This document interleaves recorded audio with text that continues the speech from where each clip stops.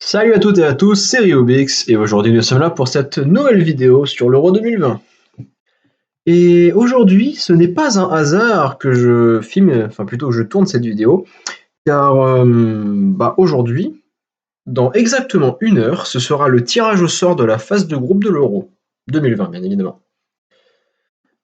C'est pas une vidéo comme je fais d'habitude où j'essaie de prédire nanani nanana, telle équipe se qualifiera ou gagnera tel match, pour les qualifs de la Coupe du Monde par exemple. Non, cette vidéo est là pour apporter des explications. Je me suis rendu compte en discutant avec pas mal de gens que, en fait, l'Euro 2020 est un sacré bordel. Il y a pas mal de gens qui me posent des questions, ou alors que quand je discute avec eux de l'Euro, il y a plein d'éléments qu'ils n'ont pas compris, ou alors ou alors des éléments où ils ne sont pas au courant en fait qu'il y a ça dans l'Euro 2020, tu vois.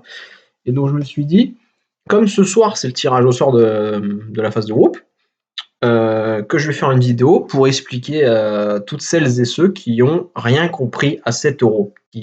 C'est vrai, c'est totalement différent de ce qu'on a l'habitude en coupe de foot. Donc, toutes vos réponses seront dans cette vidéo normalement. Si jamais je dis une bêtise ou que j'oublie un truc ou quelque chose n'est toujours pas compréhensible, vous me le mettez dans un commentaire, il n'y a pas de souci, j'apporterai des précisions. Voilà. Donc, je propose qu'on commence par le début. Donc l'Euro 2020, on sait tous que c'est le championnat d'Europe de football. Et comme toutes les compétitions de foot internationales, ou même dans n'importe quel sport, l'UEFA prépare sa grosse compète des années en avance. Euh, donc, au moment des préparations, il faut savoir qu'entre-temps, il y a eu la Copa América Centenario. Donc pourquoi je vous parle de ça, vous allez comprendre. Donc en 2016, donc il y a bientôt 4 ans, la CONMEBOL, donc la Confédération d'Amérique du Sud, a fêté le centenaire de la Copa América. La Copa América qui, en fait, c'est l'équivalent de l'Euro, mais pour l'Amérique du Sud, quoi. Et c'est la seule compétition de football entre équipes nationales qui a été créée avant la Coupe du Monde. Donc ce tournoi continental est le plus vieux tournoi de football entre sélections nationales au monde. Voilà. C'est la toute première compétition et elle est vraiment légendaire en Amérique du Sud. Donc pour son centenaire, ils ont fait une édition spéciale qui s'appelle donc, comme je l'ai dit, la Copa América Centenario. À part le fait qu'il y a eu un petit scandale par-ci par-là, parce que le tournoi a été joué aux États-Unis, donc en Amérique du Nord, le tournoi était une très belle célébration pour la Copa América et avait des retours plutôt très positifs. Donc l'UEFA, ils ont un peu pris ce concept et l'ont appliqué à l'Euro 2020. Parce que justement, l'année prochaine, en 2020, ce sera les 60 ans de l'Euro.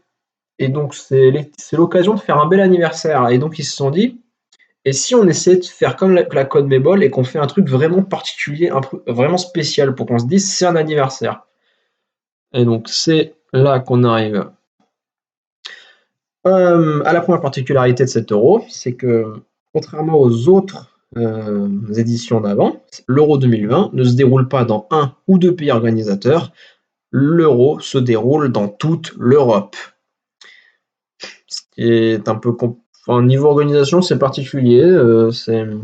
Donc, en gros, au lieu de faire jouer donc le tournoi dans un ou plusieurs pays qui vont devoir construire des infrastructures, à la place de ça, l'UEFA a dit que chaque pays de l'Europe peut présenter un stade à l'organisation, un stade d'une bonne taille, au moins 30 000 places. Et à la fin, 12 stades seront sélectionnés pour accueillir des matchs de l'Euro 2020. Donc il y a une bonne trentaine de pays qui ont chacun proposé un de leurs plus grands stades pour avoir la chance d'accueillir quelques matchs de l'Euro, et dont la France. Et à la fin, nous avons une sélection que vous pouvez voir ici. Voilà, 12 pays hôtes dans 12 villes hôtes dans 12 pays différents. Pour l'anecdote, la France avait présenté le stade de Lyon, et d'après Noël Le Graët, Lyon s'était retiré avant les élections je cite, pour laisser une chance aux autres. Voilà, à peu près.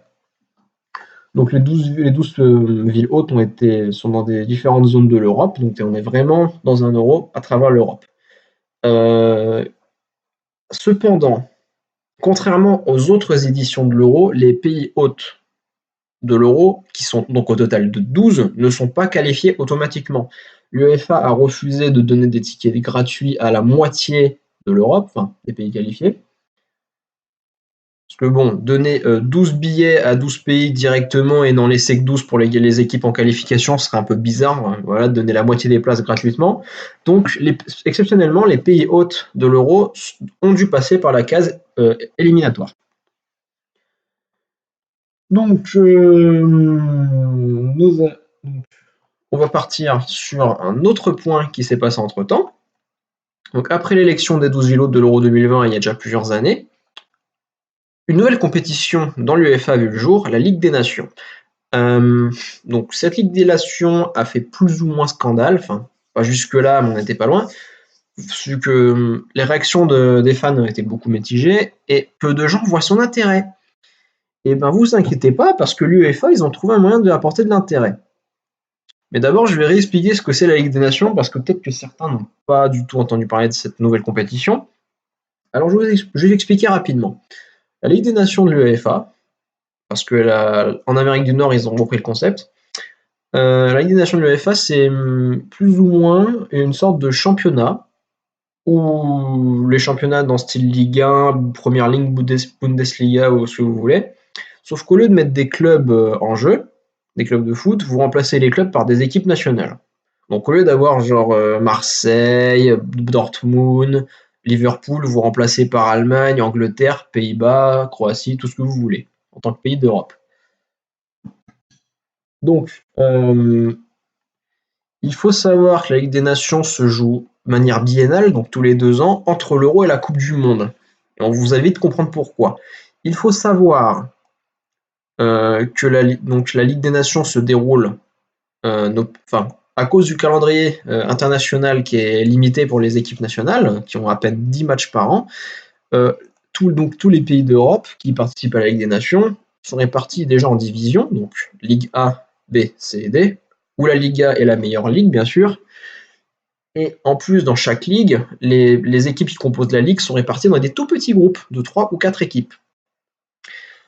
Donc, sur 3-4 mois, chaque équipe joue tous ses matchs contre les autres équipes de son groupe. À la fin, les meilleures équipes de chaque groupe sont promues dans la ligue supérieure et les pires équipes sont reléguées en ligue inférieure, comme les font les clubs chaque année dans leur championnat respectif. Alors, il y a bien un titre à la fin pour les meilleures équipes qui jouent en Liga, mais c'est pas ce qui est important. Ce qui est important, c'est que retenez bien qu'il y a des clubs qui sont vainqueurs de leur groupe et ça va avoir un impact. Mais aussi qu'à la fin de la Ligue des Nations, toutes les équipes, en fonction de leur performance et de leur ligue, auront un classement par rapport au reste de l'Europe. Déjà que les équipes qui sont en Liga, donc les 12 équipes qui ont été en Ligue A, sont garanties d'être les 12 meilleures équipes de la Ligue des Nations, suivies automatiquement de toutes les équipes de Ligue B, puis C, puis D. Comment on détermine le classement? Donc après avoir réparti les ligues, on leur a donné des zones de classement, quoi. On va ensuite, dans chaque ligue, rediviser en petits groupes les équipes par rapport à leur classement dans leur groupe respectif. Donc, par exemple, dans la Ligue A, ça veut dire que toutes les équipes qui ont été finies à la première place de leur groupe seront dans le top 4. Les équipes qui auront fini deuxième seront entre la 5e et la 8e place. Et les troisièmes seront entre la 9e et la 12e. Une fois que vous avez fait des petits groupes comme ça dans chacune des 4 ligues, vous allez ensuite comparer les résultats des uns et des autres pour avoir un classement complet. Voilà. C'est pour ça que la Croatie et la Pologne, qui sont tous les deux 3e place de leur groupe en Liga, donc la Croatie qui avait mieux joué que la Pologne prend la 9e place contre la Pologne 10e. Et c'est ce qui arrive à toutes les équipes d'Europe. Et ce classement, c'est pas juste plus c'est pour faire joli et dire waouh, t'as fini 30e de l'Europe, félicitations. Non. Ce classement, il va déterminer les chapeaux pour les qualifications à l'Euro. Oui, parce que d'habitude, pour les qualifications, que ce soit la Coupe du Monde ou l'Euro, on détermine les chapeaux par rapport à la puissance des équipes, ou du moins celle qui est officielle par soit le coefficient UEFA, soit par le classement FIFA. Or, le classement FIFA ou le coefficient UEFA, on les oublie. c'est la Ligue des Nations qui décide tout. Donc ça veut dire que les équipes qui sont en Liga, même s'ils ont fait n'importe quoi pendant 2 ans, ils sont garantis d'être dans les meilleures équipes. Ça peut être, sur un point de vue, c'est logique, mais pas forcément. Mais bref, en tout cas, tous les chapeaux seront déterminés par votre performance dans votre ligue respective. Les équipes de Liga seront entre le chapeau 1 et chapeau 2, celles de Ligue B entre le chapeau 2 et chapeau 3, et ainsi de suite, jusqu'à ce que vous ayez fait 6 chapeaux. Bien évidemment, les groupes vont être faits avec ces chapeaux, et c'est ainsi que commence la partie qu'on connaît tous, la phase de groupe de qualification. Cependant, cette phase de groupe de qualification qu'on connaît tous, elle n'a pas changé. Donc vous affrontez 2 fois vos adversaires, et à la fin de ce gros groupe de qualif, les 2 meilleures équipes de chaque groupe ont leur ticket pour l'Euro 2020. Étant donné qu'il y a 10 groupes de qualification, ça veut dire qu'on qualifie 20 équipes de cette manière. Cependant, si, les barrages qui arrivent après la phase de groupe normale ont un petit peu changé. Avant, on prenait les meilleures équipes qui ne s'étaient pas qualifiées directement et on les faisait affronter dans un barrage en 1v1 où les vainqueurs de ces barrages obtenaient les derniers tickets pour l'Euro. Là, c'est un peu plus complexe. Vous vous souvenez qu'il y a des équipes qui ont fini à la première place de la Ligue des Nations? Avant même le début des éliminatoires, c'est les 16 équipes qui ont chacun réussi à finir à la première place de leur groupe dans chacune des ligues, a obtenu un ticket pour les barrages. Donc en gros, être vainqueur de groupe en Ligue des Nations permet à votre équipe, dans le cas où il ne se qualifie pas, de se qualifier pour les barrages et donc d'avoir une deuxième chance. Cependant, si votre équipe se qualifie, votre plage de barrage sera refourguée à une autre équipe qui n'a pas eu la chance de se qualifier ou de finir à la première place de son groupe. Ce qui est notamment pour les équipes de Liga ont dû fourguer leur place à d'autres équipes plus faibles. Donc, je m'explique. Par exemple, en Ligue B, les 4 meilleures équipes de Ligue B ont forcément été les 4 équipes qui ont fini à la première place de leur groupe respectif. Donc dans cette situation, Bosnie, Ukraine, Danemark et Suède. D'accord? C'est même pour ça qu'il y a marqué un V. Ces 4 équipes avaient de base, ils étaient sûrs d'avoir une deuxième chance en cas d'échec. Sauf que, heureusement, l'Ukraine, le Danemark et la Suède ont quand même réussi à se qualifier, en finissant dans les 2 meilleures équipes de leur groupe de qualification. La Bosnie-Herzégovine ne s'étant pas qualifiée, grâce à leur victoire en Ligue des Nations, entre guillemets, ils sont donc qualifiés pour les barrages. Pour ce qui est des 3 autres équipes, c'est très simple. On redonne leur ticket aux 3 meilleures équipes de la même ligue qui ne se sont pas qualifiées. C'est-à-dire que l'Ukraine redonne son ticket à la Slovaquie, qui est donc la meilleure équipe de Ligue B qui ne s'est pas qualifiée. Le Danemark donne son ticket à l'Irlande et la Suède donne son ticket à l'Irlande du Nord. Là, c'est logique. La même chose a été appliquée à la Ligue C, où la Finlande a donné son ticket à la Bulgarie, et pour la Ligue D, les 4 équipes qui ont un ticket n'ont pas réussi à se qualifier, donc ils sont tous les 4 en barrage. Mais là où ça se corse, c'est dans la Liga, où il y a une seule équipe qui n'a qu'un ticket, et il y a 3 tickets à redonner. Dans ce cas, qu'est-ce qu'on fait? On va dans la ligue suivante pour voir s'il y a des places restantes à redonner. Sauf que dans la Ligue B, tout le monde est qualifié ou tout le monde a un ticket pour les barrages. Donc les 3 tickets vont être encore reversés à la Ligue C et maintenant, donc les 3 meilleures équipes qui ne sont pas qualifiées pour le moment, c'est l'Israël, la Hongrie et la Roumanie, qui récupèrent respectivement les tickets des Pays-Bas, de l'Angleterre et de la Suisse. Donc, alors c'était une partie assez compliquée, j'espère que vous avez compris. C'est vraiment la partie la plus complexe, les barrages de qualification. Donc une fois qu'on a 20 pays qualifiés à l'Euro et 16 pays qui vont participer au barrage, on va procéder à la répartition de ces barrages en fait. Logiquement, vous allez vous dire, alors ce sera les grosses équipes affronteraient les équipes les plus faibles. Sauf que là, non, justement, c'est là où c'est particulier. La Ligue des Nations, d'après l'UEFA, est faite pour laisser une chance à toutes les équipes, notamment les plus faibles, une chance d'aller à l'Euro ou à la Coupe du Monde. C'est pas encore confirmé, mais il y a des chances. C'est-à-dire que chaque division de la Ligue des Nations offre un ticket à l'Euro 2020. C'est-à-dire que les 4 équipes qui participeront au barrage de la Liga, ce seront techniquement les 4 meilleures, et donc se battront pour le meilleur ticket. les 4 équipes de Ligue B joueront ensemble pour le ticket de la Ligue B, et la même chose et la même règle s'applique aux Ligues C et D. C'est-à-dire que nous sommes garantis, via les barrages, d'avoir 2 bonnes équipes issues des Ligues A et B, ainsi que 2 équipes plus faibles issues des Ligues C et D. Comment se déroulent les barrages? Ce n'est pas des matchs aller-retour, c'est comme il y a 4 équipes, c'est un format élimination directe, demi-finale et finale. Sachant que on a donné des numéros aux 4 équipes issues de chaque barrage. Et donc, pour les demi-finales et la finale, on a déterminé une équipe qui devra accueillir le match, qui sera donc un match unique. C'est-à-dire que pour les barrages, il y aura une équipe qui aura l'avantage de jouer à domicile et l'autre qui devra malheureusement faire un déplacement pour espérer obtenir la fameuse place. Alors, si c'est des équipes issues de ligues différentes, comme pour la Liga, il y a eu un tirage au sort.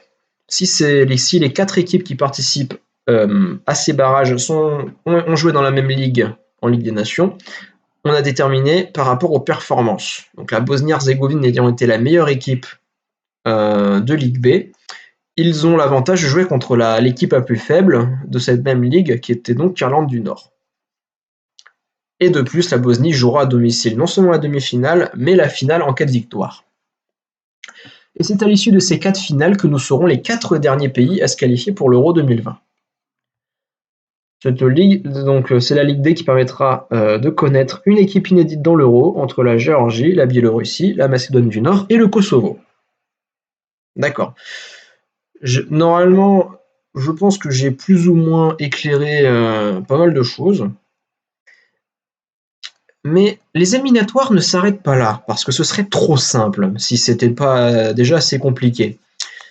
Vous vous rappelez, au début des éliminatoires, quand je vous disais que le classement FIFA ou que le coefficient UEFA ne rentrait plus en compte?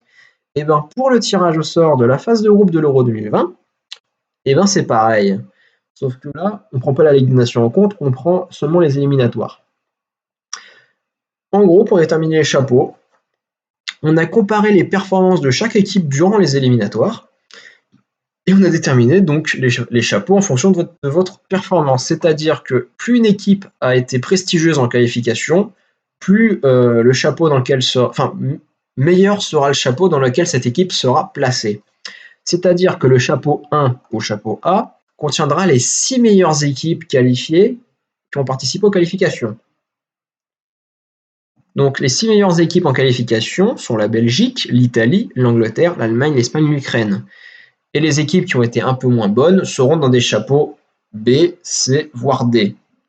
Le chapeau D regroupant les 2 pires équipes de la phase Euro classique, ainsi que les 4 barragistes. Alors, cependant, le tirage au sort va être même un peu plus compliqué que cela. En effet, rappelez-vous que l'Euro 2020 se déroule dans 12 pays, chaque pays ayant un stade qui lui est associé. Alors, avant toute chose, il faut savoir que les 12 stades ont été associés 2 à 2, donc en 6 paires de 2 stades. Chaque paire de stades accueillant les matchs de groupe d'un seul et unique groupe. C'est-à-dire que pour le groupe A, par exemple, les 2 stades qui ont été associés au groupe A sont le stade de Bakou et le stade de Rome. Pour le groupe B, nous avons Saint-Pétersbourg et Copenhague. Le groupe C, Amsterdam et Bucarest, etc., etc., etc. Et donc, comme un stade accueillera des matchs du même groupe, l'UEFA a déclaré que lorsqu'un pays hôte se qualifierait pour l'Euro, ce même pays sera automatiquement assigné au groupe dans lequel des matchs sont joués dans son stade. C'est-à-dire qu'après qu'on ait connu la composition des chapeaux, plusieurs équipes de ce chapeau ne seront même pas vraiment tirées au sort car ils seront automatiquement assignés à un groupe où ils pourront jouer à domicile. C'est-à-dire que, donc par exemple, on va prendre le chapeau 1. L'Italie, dont le stade accueille des matchs du groupe A, l'Italie est automatiquement mise dans le groupe A. C'est logique. L'Angleterre, ce sera pareil, mais pour le groupe D, car le stade de Londres accueille les matchs du groupe D, l'Allemagne sera dans le groupe F et l'Espagne dans le groupe E.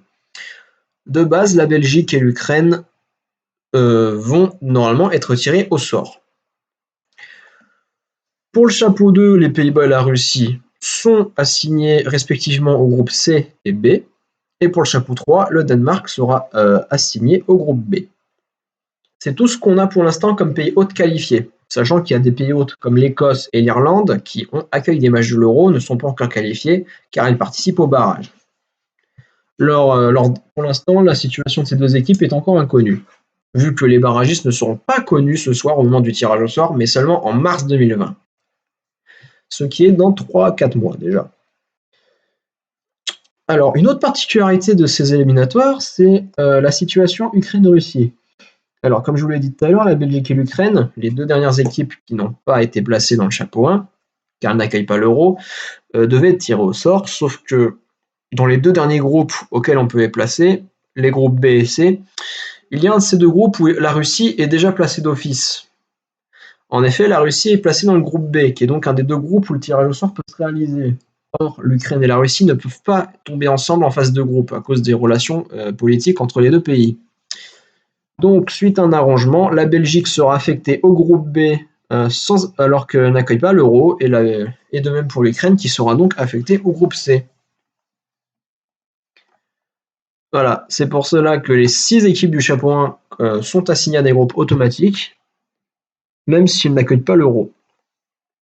Donc ce soir, quand vous regarderez le tirage au sort, le chapeau 1, ne vous attendez pas à avoir de tirage au sort pour le chapeau 1. Les 6 équipes du chapeau ont déjà leur groupe choisi avant même le tirage au sort. Pour le chapeau 2, ce sera un peu plus classique, à part les Pays-Bas et la Russie qui sont assignés, 4 équipes sur 6 pourront être tirées au sort, sauf dans les groupes B et C, bien évidemment. Le chapeau 3, ce sera pareil sans le Danemark. Et pour le chapeau 4, nous tirons le Pays de Galles et la Finlande entre le groupe A et le groupe B. Les barragistes n'étant pas encore connus, seront tirés beaucoup plus tard. Voilà, donc ça c'était le tirage au sort. Je pense que, je sais pas si vous êtes encore là, mais si vous êtes encore là, vous êtes courageux et normalement ça a peut-être dû vous éclairer un peu plus. Mais on n'a toujours pas fini, hein. On n'a toujours pas fini. Alors on va avancer un petit peu. Alors pour ce qui est de l'Euro en soi, lorsqu'on sera au vrai tournoi, je vous rassure, une fois qu'on aura enfin réalisé les 6 groupes de 4 équipes, ce sera comme l'Euro 2016. La phase de groupe, c'est dans chaque groupe, il y a 6 matchs à jouer. Vous jouez 3 matchs, une fois contre chaque équipe. Si vous êtes dans les 2 meilleurs, vous allez en 8e. Et pour ce qui est des équipes qui finissent 3e, on fait un départage et les 4 meilleurs 3e sont repêchés aussi. Petite précision cependant, ce n'est pas parce que vous allez jouer à domicile lors de la phase de groupe que vous allez forcément garder cet avantage pour la phase d'élimination directe. En effet, il y a 12 stades. Cependant, il n'y a pas 12 matchs par niveau. Pour les huitièmes de finale, il n'y a que 8 matchs. Les quarts, il n'y en a que 4. Les demi, 2. Et la finale, un seul match. Ce qui fait qu'à partir de la phase d'élimination directe, votre stade ne sera pas forcément un stade haute pour le niveau de compétition dans lequel vous avez atteint. Par exemple, Saint-Pétersbourg, si la Russie venait à se qualifier en 8e, Saint-Pétersbourg n'accueille qu'un match de quart de finale pour la phase d'élimination directe. Ce qui fait que la Russie ne jouerait pas à domicile son 8e de finale et n'est même pas garantie de jouer le quart de finale à domicile. Car pour ce faire, la Russie, pour jouer son quart de finale à domicile, devrait finir 3e du groupe B et avoir la chance de tomber contre le premier du groupe F. Donc, à part 2-3 pays chanceux, à partir de la phase d'élimination directe, plus personne n'aurait l'avantage de jouer à domicile et ce serait l'équivalent d'une Ligue des Champions, mais vous remplacez le Barça par l'Espagne.